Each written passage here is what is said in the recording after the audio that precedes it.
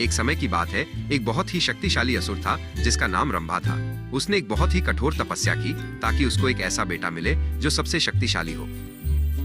रंभा की तपस्या से एक देवी बहुत खुश हुई। उन्होंने रंभा को एक वरदान दिया कि उसको एक ऐसा बेटा होगा जो बहुत शक्तिशाली होगा। उसका बेटा एक भैंस के रूप में पैदा हुआ और उसका नाम महिषा रखा गया। महिषा बड़ा होकर महिषासुर बन गया। उसने भी बहुत तपस्या की और ब्रह्मा जी से एक वरदान मांगा। उसने कहा, मुझे कोई भी देवता या पुरुष नहीं मार पाए। ब्रह्मा जी ने ये वरदान दे दिया।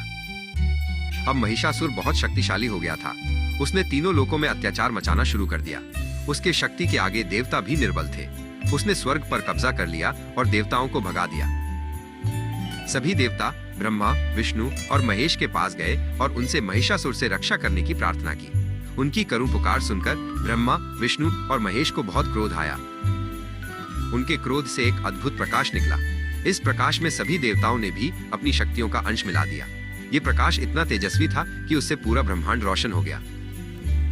धीरे धीरे इस प्रकाश ने एक अत्यंत सुंदर और शक्तिशाली देवी का रूप ले लिया। उनके हाथ में सभी देवताओं के शास्त्र था। वे महिषासुर का अंत करने के लिए उत्पन्न हुई थीं। उसी समय एक महान ऋषि थे जिनका नाम था महर्षि कात्यायन।